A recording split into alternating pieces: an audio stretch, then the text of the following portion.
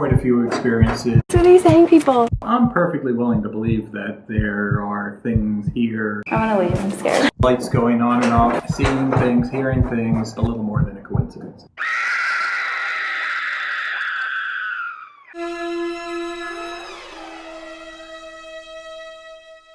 This is our road trip documentary to the prison museum. To Mount Holly Prison.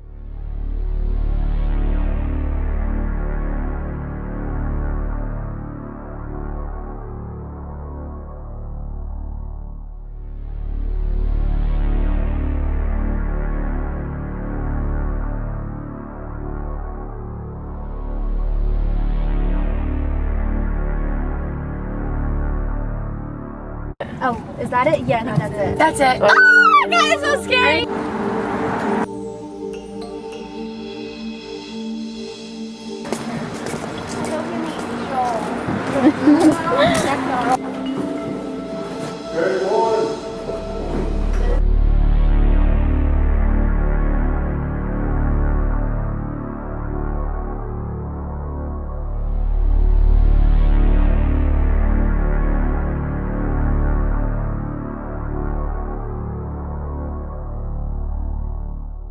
Says that this was used until 1965, and it housed about 40 prisoners, but by the time it closed it had 100 inmates. Having a disorderly house, you have 1 year in state prison. What?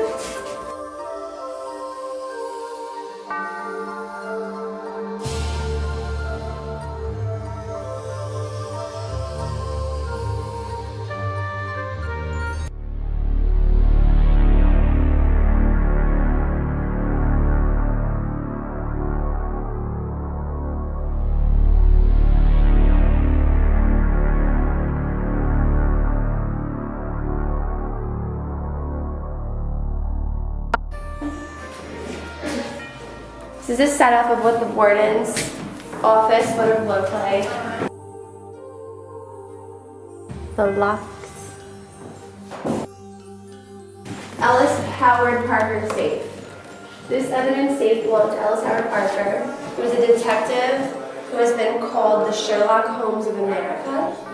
His unparalleled record of solving crimes earned him recognition from Scotland Yard in England and many other countries.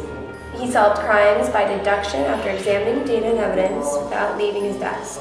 Door pintles. A pintle is a large pin or bolt on which a door hinge turns. Pintles were placed as the walls were being built. As you go through the prison, notice the different types of doors and how they are attached to the pintles. The first floor contained the warden's office and apartment. The cell blocks on this side of the warden's quarters held female inmates. Each person had their own fireplace in their cell and a window placed at eye level.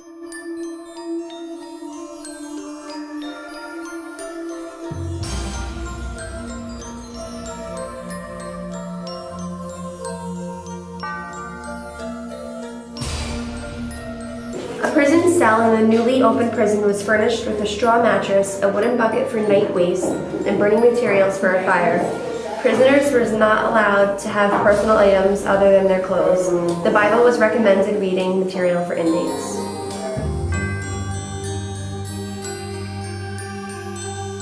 Prison conditions were typically crowded in this time period, with each cell holding 2 to 5 people. Cell furnishings were limited, and prisoners wore standard uniforms. In 1960, the warden ordered the word jail painted in 6-inch yellow letters on the back of prisoner trustees' twill overalls. This decision was later reversed as confusion arose when people mistook the prisoners for county workers. In the basement, prison support rooms, the kitchen, workshop, and storage rooms were located in the basement. Storage rooms held staple foods, linens, cleaning supplies, and craft materials. The cell blocks on this floor were later used as a minimum security drunk tanks. This is the workshop. People would work here and eventually be released back into society. Mills believed in prisoner rehabilitation. This hallway is nicknamed the subway. This corridor was lined with bunks at a time when the prison was seriously overcrowded. This is between 1950s and 1960s. Second floor. The 2 cell blocks on the second floor were for felons or those who were convicted for a more serious crime. In the center of the second floor is the dungeon, or maximum security cell.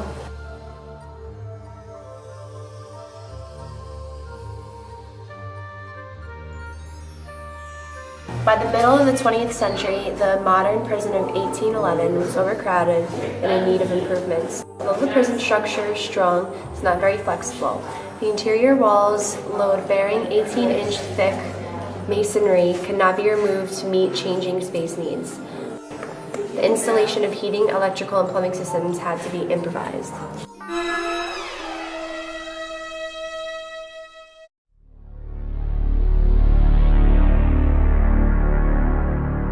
Thou shalt not steal. For God so loved thee.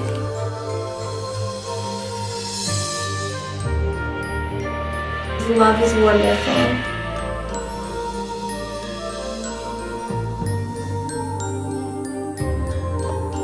Live these months in hell.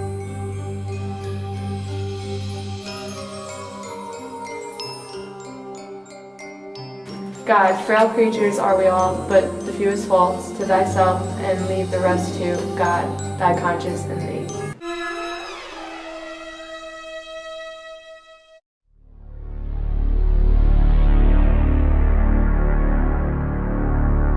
Detaining the prisoners.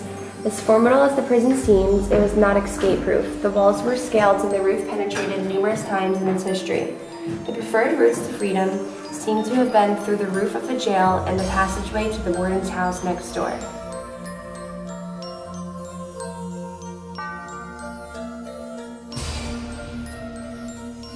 Jailbreak. One notable escape occurred in 1875. A hole was punched through the ceiling of an upper corridor cell to gain access to the roof.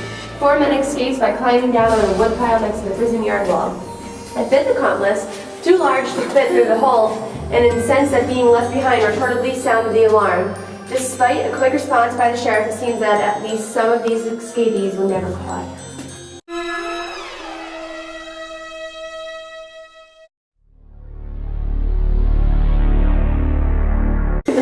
This is the story of Wesley Warner. On September 6, 1894, he was executed for the murder of his lover, Lizzie Peak.